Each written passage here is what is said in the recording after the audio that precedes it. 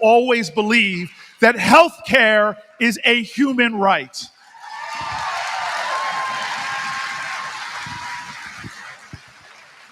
All right.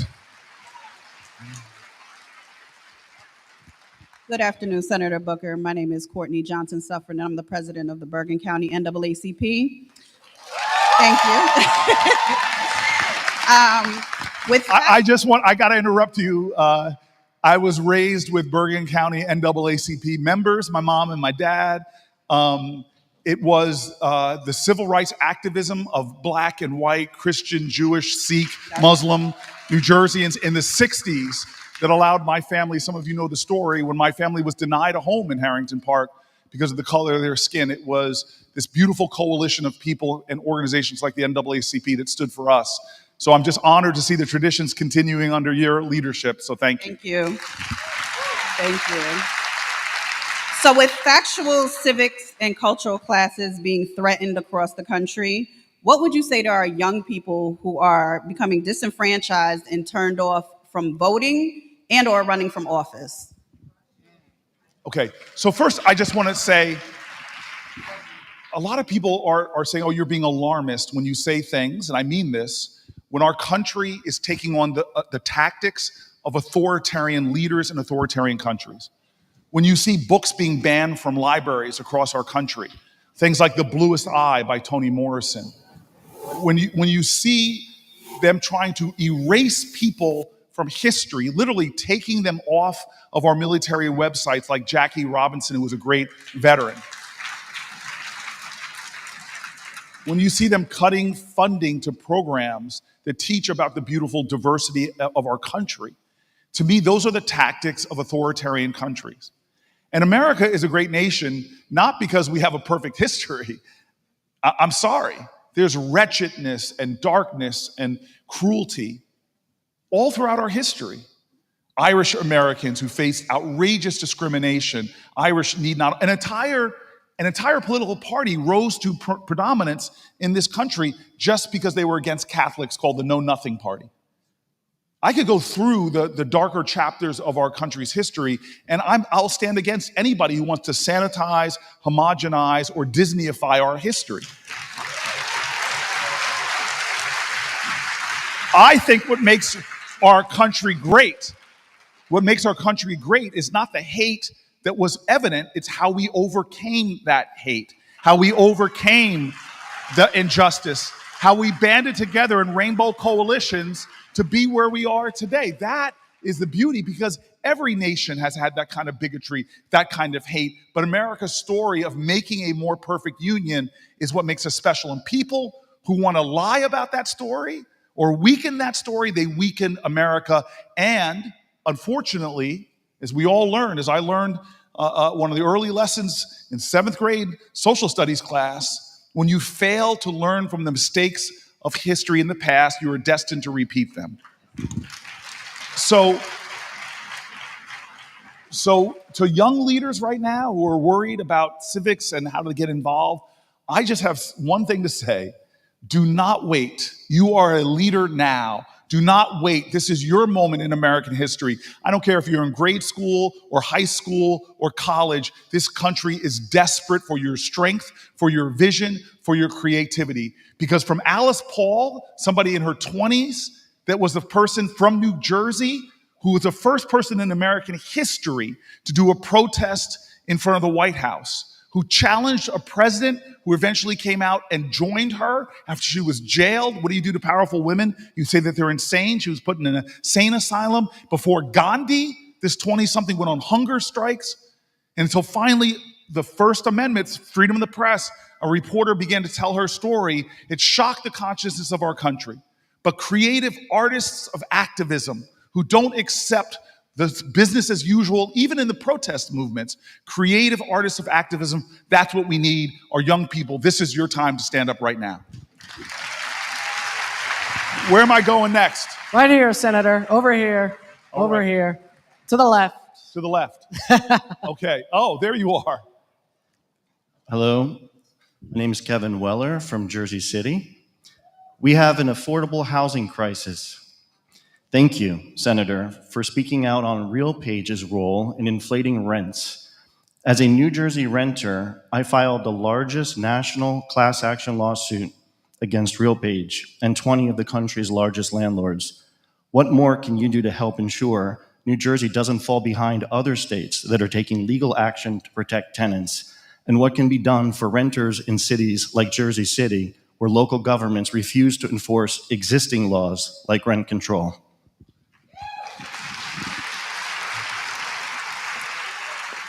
I think you know this, but this is how I started my career as an advocate for people who are renting.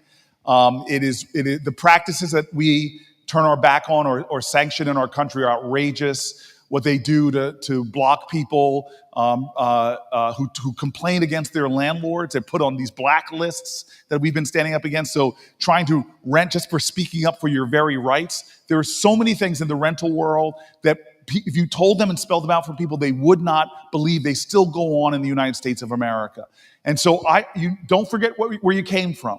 It was a bunch of grisly elder tenant leaders in Newark, New Jersey, who we sued a slumlord. He eventually got convicted in federal court, who saw their rents going up and their services going down. They're the ones that came to me one day and said, "We want you to run for city council." And I said, "No." But they're the people that put me into this game, and these kind of issues we'll fight for. And I'm hoping that you are in touch with my team.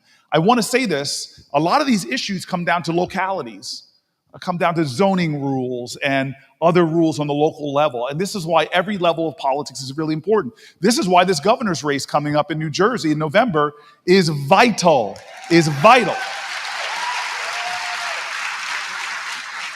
So this is one of the joys of my life. I ain't getting involved in the primary for governor. But I will tell you, we need to ask those questions to folks about affordability. Because the where's the county executive? He was telling me this. You often pull your wallet out and say, we at the end of the day are a pocketbook, a wallet state. And to have New Jersey becoming so much more hard to afford is one of the most pressing crises right now, because that is the very idea of the American dream. Can I have economic security? Now, I don't think it's the roof, but it's the foundation of the American dream, that if I work hard and I play by the rules, like my friend over there who's a care worker, I can actually not just barely survive, I can thrive. And so right now, I don't want to leave without this message. Donald Trump has been in office for like 75 days. And for these 75 days, groceries have gone up, inflation has gone up, prices have gone up. It was bad enough before his so-called Liberty Day, which is the most insulting thing to call it, because so many Americans are chained to financial insecurity and are living paycheck to paycheck. And now this president has just done something that for New Jerseyans, it's going to raise the average New Jerseyans' annual cost by $4,000 to $5,000. So we have to start speaking up at every level. And I'm telling you, one of the greatest lessons from history, again, that I learned in a grade school, the only thing necessary for bad things to happen in any democracy is for good people to say nothing and do nothing. All right, where are we going next? Over here, Senator. All right. Hi, Senator Booker. My name is Rachel. I was born and raised on the Jersey Shore. I am a single mom, a small business owner, and a survivor of domestic violence. For the past month, I've been doing exactly what you said, which is standing up and using my own voice and getting involved and not just relying on politicians to do all the work for us. And so I've been following very closely everything that's going on with Medicaid. I stayed up with you last night until about 2:30 in the morning trying to watch the Votorama. And so they passed in the Senate this budget resolution that will run through 2036 and threaten the healthcare of 72 million Americans. And so what we have left is the House of Representatives.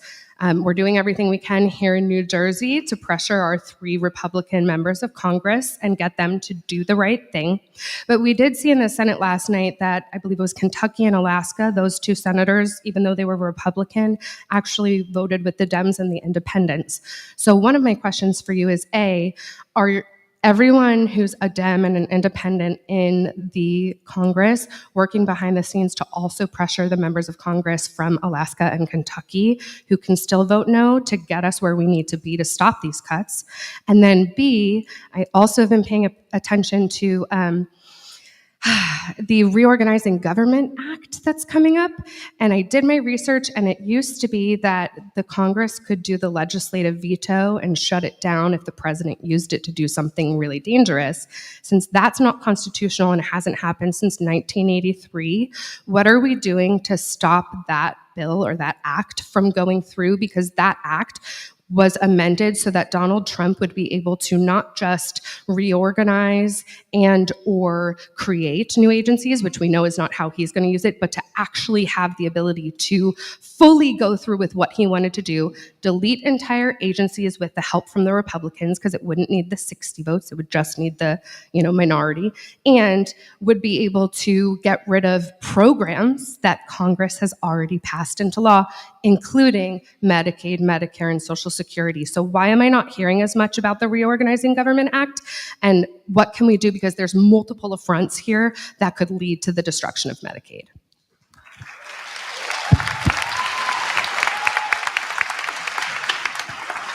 So real quick on both of those issues. The very first issue to me is really one of the most important questions we can ask, because with the numbers of Democrats in the House and the Senate, we do not have the votes. We do not have the votes. It is going to take, like you saw, the first cracks. This Senate this week was really, to me, an exciting week. We saw the first cracks coming after the 25 hours on the floor. The first one was 4 Republicans broke with us to stand up and say, do not put tariffs on our northern neighbor. And, I said it's dangerous to piss off a New Jerseyan. I didn't think it was possible to piss off Canadians, but Donald Trump has pulled that off.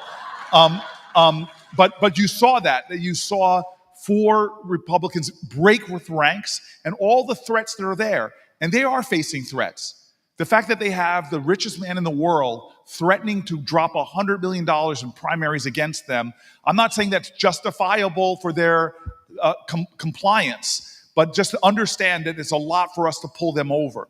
And so that is the most important thing for all of us, is to open up, as John Lewis would tell me, a path for redemption for a Republican of good conscience that will switch their votes. That's how we save the Affordable Care Act. And it was, rarely do you see such high drama in the Senate, because we didn't know what John McCain was going to do.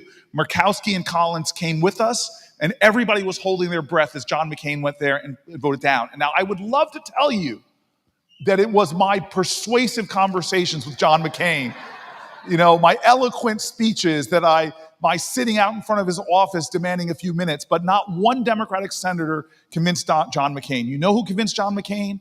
The people of the United States of America, and not being silent.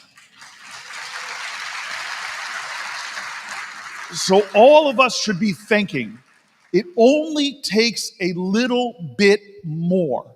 What more can I be doing on my social media accounts to try to activate others, on my organizing amongst my friends? It only takes a little bit more. Can I afford one trip down to Washington, D.C. when they were doing a rally to save my health care? Can I do what these little lobbyists did?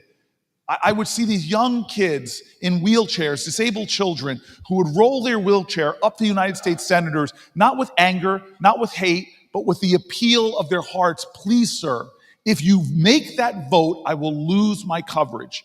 Find out what you can do. Do not let your inability to do everything to undermine your determination to do something in the cause of your country. The second point, real quick, I am going to hear it from Veronica in the car on the way home, but really quick, this is what Donald Trump is doing right now. We have a constitution with checks and balances, and whether it is attacking the third branch of government, the lawyers, you don't vote like I tell you to vote, I'm going to start threatening you and dragging you. And we know in New Jersey, violence against federal judges happened. As Esther Solis, one of our great federal judges, had somebody with hate and misogyny that went to her house to kill her and ended up killing her son and shooting her husband. But Donald Trump whips up that hate. And then we know what he's doing to the powers of our branch of government. He is doing everything he can to erode the checks and balances that the Constitution tells us to have. And so with that kind of authoritarianism instinct, the question that history is going to ask all of us is that when a president was trying to take on tactics that we're seeing, who literally says, when he's asked, who does he admire? It's Viktor Orban or Vladimir Putin. When that was going on, what did you do? What did you do? That's the question that I have to answer. And then I'm trying to rise higher to this moment of challenge. But I'm asking everybody here to answer that question is when Donald Trump had to tear down our democracy, I stood up.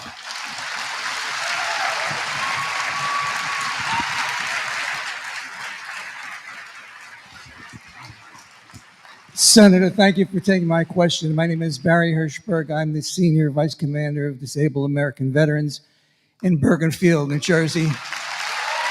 Thank you. And I'm a combat Vietnam veteran. And when I heard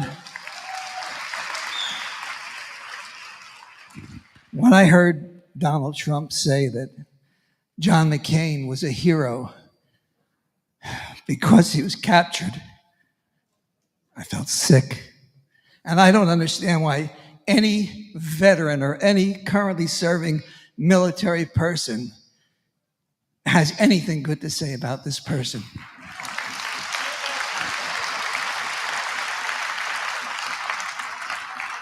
But the amazing thing is 65% of veterans voted for him.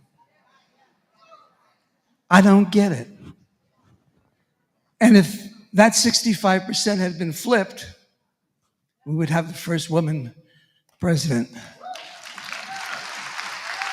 I've been doing my best to talk to veterans. Every time I see a veteran in the street, every time I talk to any veterans, I try not to be political about it because, like you said, it's not a right or left thing, it's a right or a wrong thing. And veterans should not be voting for this type of government that we have right now. So I'm asking every citizen, I know where you stand for veterans, I know where everybody here stands for veterans, I know where all America, or most of America, stands for veterans.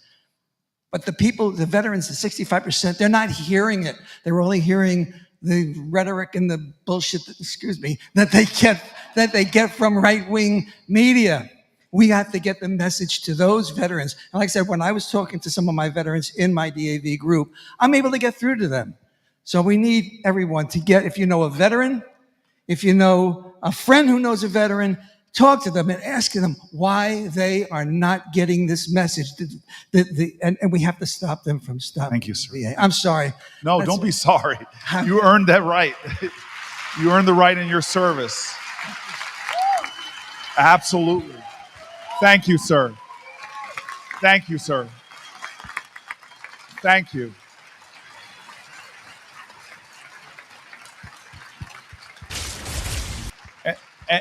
And I'm going to just say one thing, because this is what I've noticed about New Jersey veterans is when I say thank you for your service to a man like you, it's not just your service. What blows me away about veterans in New Jersey is they come home and they keep serving like you are. They keep serving other veterans, they keep volunteering in their community, and they keep leading.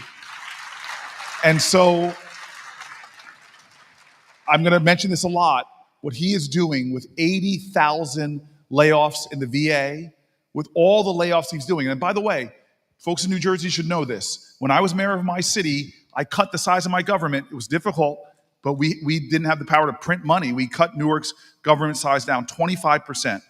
We laid off 1 out of every 4 of our employees. We made a lot of our departments a lot more efficient. I'm not saying that the federal government, the federal government needs to be more efficient and more effective. But the way that Elon Musk is going about this, dashing, it's like ready, fire, and maybe I'll aim later. But the way he is eliminating entire agencies, divisions that do critical services that the majority of Americans, Republicans and Democrats really want is outrageous. And with no accountability, not one oversight hearing, it is wrong. So, sir, I'm going to fight for veterans who fought for me. I'm going to stand for people that fell for me in every way possible. And this is the bad This is the good political advice I didn't take from my county executive who said, Cory, stop it, stop it. He begged me to stop this because every time somebody from Bergenfield speaks, I'm still trying to prosecute the fact that my last high school game, I lost to Bergenfield and I'm upset about it. So I love you, sir. I love the town of Bergenfield, except for the 1987 football team. We are better than them in Old Japan. Okay, go ahead. All right, Senator, Where are you, my friend? back here on your right. Thank you, sir. Hi, my name is Crystal Samoji, and I have a question about LGBTQ rights because, as you know, we get attacked like every time a fascist government comes in, and it's every single thing that they can throw at us. They say they're protecting kids, but it's not about the kids. They'll try to take access away from us from using the appropriate bathrooms that fit who we are. We can't even live our truth because me going out every single day as who I am puts me in danger. So my question, Senator, to you is, what are we going to do about protecting LGBTQ rights and trans rights for those who don't have a voice that can speak up and or are shy? Because after all, Trump's main goal is immigration and trans rights. Every single speech he has, he says things about, oh, trans rights is a sickness and all that stuff. This is not a costume. This is who I am. And I am not about to let him tell me who I am.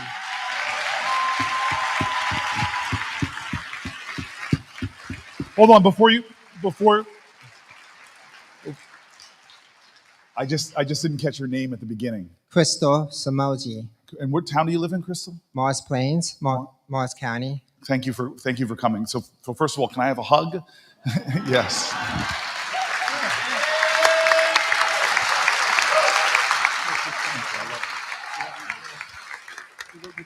Thank you. So this is what really bothers me about bullies is, and I've seen my fair share, is they often will first target the people they believe and perceive are the weakest.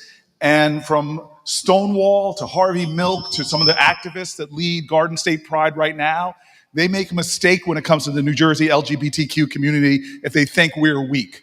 And I will tell you this. And I'll tell you what, I've never seen anything like this, but it doesn't surprise me that from Pennsylvania, and some of you who live where you see some of their commercials, that the Republican Party spent hundreds of millions of dollars talking about trans children in ads demeaning and degrading and whipping up fear and whipping up hate. It is stunning to me how this is a moment in time where they want to talk about trans kids. There are more than 500,000 more than 500,000 NCAA athletes, and less than 10 of them are trans. There are more kids being afflicted by measles right now in Texas than there are trans kids in the NCAA. And instead of talking about the threats to our children, like gun violence in schools,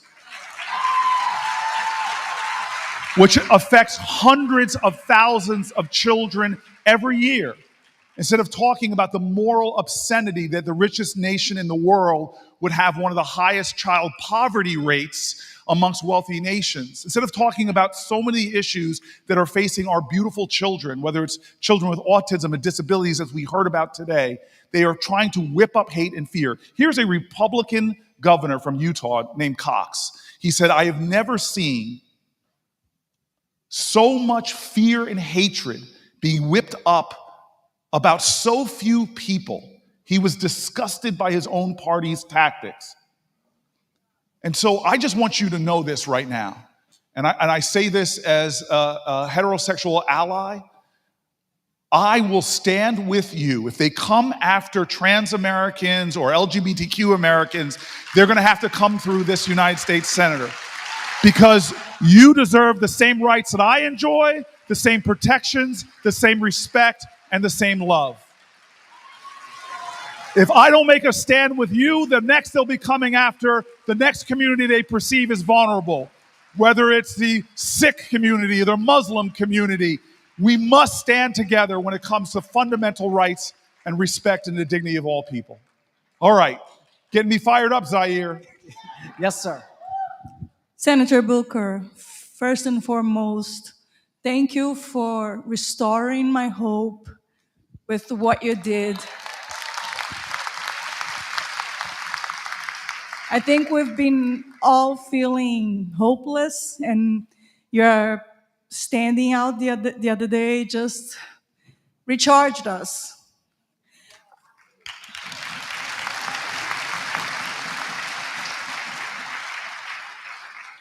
My name is Renata, and I'm from Hasbrook Heights. Now more than ever, we're seeing immigrants being treated the way they have been, and it is criminal.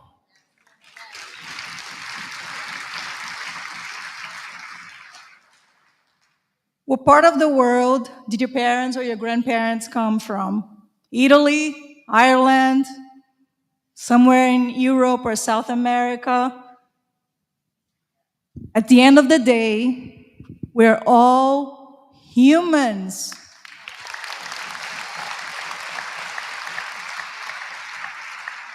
We all belong to the human race. We need to protect legal immigrants and illegal too within the law and regulate immigration in a more humanely and lawful way. What can we do, Senator Booker? Thank you. So I want to start, first of all, we are a nation that is fueled not just by immigrants. We all know that story. And a lot of people will say to me, but legal immigration, legal immigration. I'm going to tell you right now, undocumented people in our country, from the people picking fruit and in our field to other industries, are contributing right now hundreds of billions of dollars to our economy. And I'm the first person to say, I want to secure the border. We've had a bipartisan bills that have come together that Donald Trump has trashed and stopped us from doing. We should be securing our border, especially not creating an environment where people are literally dying trying to cross this border through horrible places. But where people get it wrong, and this is why in the 25 hours I stood, my staff, who are incredible, they prepared over 1,000 pages for me to read because we didn't want to read Green Eggs and Ham. We didn't want to read phone books. We wanted to go detailed to the crisis. And so the immigration binder, like a lot of the speech, they tried to pull from Republican voices, pull from Republican think tanks. And I love the Republican voices within the immigration binder, and I want to rely on them right now on this issue. So the first is this idea that our immigration system is broken is true. But one of the ways it's broken is that there are people in our country that are considered now undocumented who have been waiting for so long, trying to go through a system that has been deliberately broken by Republicans. Don't believe me, believe the far-right Cato Institute, who points to this system and says it would be easier to win the lottery to then be able to come into this country when you have even an American spouse, American children. We've so broken the system that has made it so hard and so much hardship on American families. The second thing I want to point out is what, again, Republican voices are saying. They're saying that vital to our nation's economy is creating a system that is fair. Let me give you another Republican voice. Samuel Alito says that if you are in this country, citizen or not, you have fundamental due process protections that are not being honored right now by this president. Some people might say, oh, they disappeared that person, but they're not an American citizen. Well, if there's no due process, how do you know they're not an American citizen?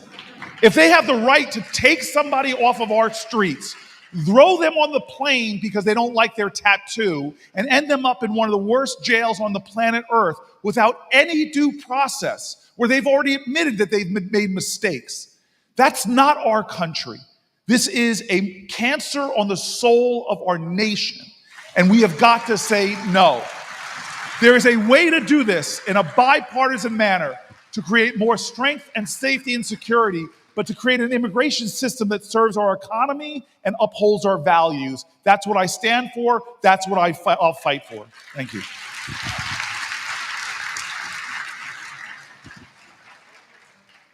Oh, yes, yes.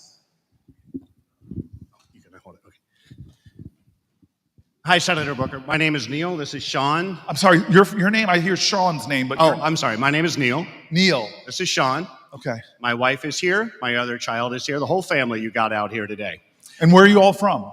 Caldwell. Which town? Caldwell? Caldwell, yes. Essex County. Yes. Yes, it is. Yes. Yes, it is. So the first thing I wanted to do was make a comment. You could see this young man. He is the recipient of Medicaid. And just as the other parents here told you about their children with autism, Sean doesn't have autism, but he does have severe disabilities.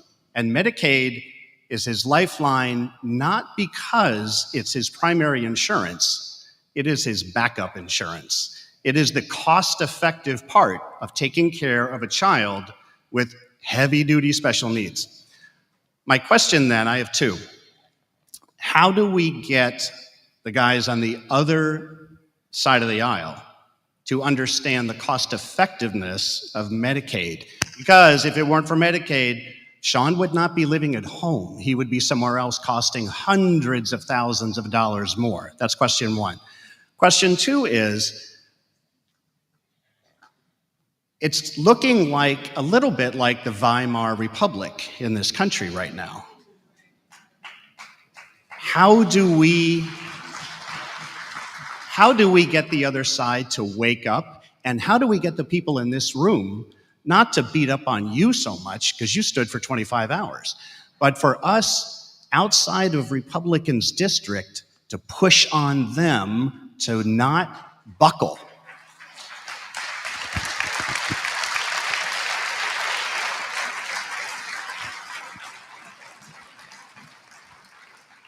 So, Neil and Sean, thank you for being here and for your whole family. The first thing is just pulling back the curtain and showing America, America. Because you two are sitting there, but you and I both know you represent the voices of millions of Americans. And it's one of the reasons why from the stand I did on the floor, we ran it on all of our social media platforms. We run this now on different live platforms, is because the courage that you and Sean have to be here today, we want those voices to try to dispel or address that poverty of empathy. Number two, I want to say to you is this. I always tell people, New Jersey didn't send me to Washington to be a great Democratic senator. They sent me to Washington to serve the whole state of New Jersey and be a great senator, period. And the tribalism in which we speak to each other, sometimes, I'm sorry, is that your wife, Neil? Hi, Jennifer. Sean's mom. All right. Thank you for your service. Thank you very much. Thank you. Thank you. Thank you very much for your family, for your courageous, beautiful family. But the second thing I want to say is just all of us should understand that we share common values. This tribalism does not speak to the unity we have as a nation. We really do have a lot of unity. The lines that divide us are not nearly as strong as the ties that bind us. And so I always try to, and I have a lot, in fact, one of the reasons why I'm a senator who's passed a lot of bipartisan bills is because I never demonize or degrade somebody because they disagree with me. And I know that that's hard, but the reason why I loved your question is because you started with the truth. Let's agree that we all in America want to have a government that runs efficiently and effectively. And we want to make sure that we are investing in the things we get the biggest return. People think of Medicaid as an entitlement program that just spends, but misses that point that he made. Without Medicaid allowing people to live independently or to live at home with their families, if we lost Medicaid and they were not able to provide those services, people would end up in far more expensive care. Investing in primary care physicians is one of the biggest things, because I learned this when I was mayor of the city of Newark. So many people were allowing on hospital emergency rooms for primary care, the most expensive place for care. And then how much money do we spend what they call charity care? I want to get a better word for that, but it comes out of our taxpayer dollars. So what they're talking about is they're appealing to the truth. If they follow through with these cuts, they may cut $250 billion from Medicaid, but it's going to cost our society financially far more on the back end because of the issues that are going to be created. We need to be able to make appeals to people on the other side of the aisle. We need to be able to have conversations that start with, and I say this to a lot of my Republican colleagues, that start with, we share some common values. Let's start from there, that our government should be fiscally responsible. It is not fiscally responsible to cut NIH funding, because for every dollar we invest in NIH funding, we get $5 back in the kind of breakthroughs. It makes no sense what Donald Trump is doing to science and research right now by cutting indirect costs. Fareed Zakaria, I talked about this on the Senate floor, did this incredible editorial where he talked about how we are cutting science research, that they're now, some of our top universities here in New Jersey, are cutting the number of PhD candidates, postdoc candidates they have. And then he compared that to China, who is doubling down. They learned from their Cultural Revolution, or even what they were doing in Tiananmen Square. They're now doubling down on their investments in science and research because they know that's how you win as an economy, and win actually militarily is to get ahead on science. So I'm just saying, God bless you and your family for making that point, but that point can't be one that you just make about your family. It's the one that we all should be making in the larger national conversation that we're whipping up right now. To look at a Republican and say, look, I disagree with you. I'm going to stand my ground with you. I don't hate you. Let's talk about a pathway to redemption right now, because we both share the value. If you take away the health insurance from a family who has their child at home, who might have special needs, if you take away that, you are going to cost my government and my soul, frankly, a lot more money. Let's be a stronger, more financially sound, more financially intelligent country. So thank you very much. Senator, we are past 5 o'clock, so we're going to ask for a last question. So we'll do a last question, and then I want to do a wrap up if I can. Okay. Okay. As long as it's not 25 hours. Okay. Where's my up Zaire in the back? Hi, Senator. My name is Claude O'Connor, and I'm a student at Northern Valley Old Japan. Whoa. You're a Golden Knight? Yes. All right. Did you guys beat Bergenfield this year? I don't know. Okay. I'm sorry. My great veteran here. I love your town. Love your town. Not the 1986-87 football team, though. Go ahead. Next year, I plan to attend university in pursuit of becoming an animator. And my question is, do you have a plan to regulate artificial intelligence, to regulate to preserve job opportunities for artists, business people, and other people who are in danger of their jobs being taken over by AI?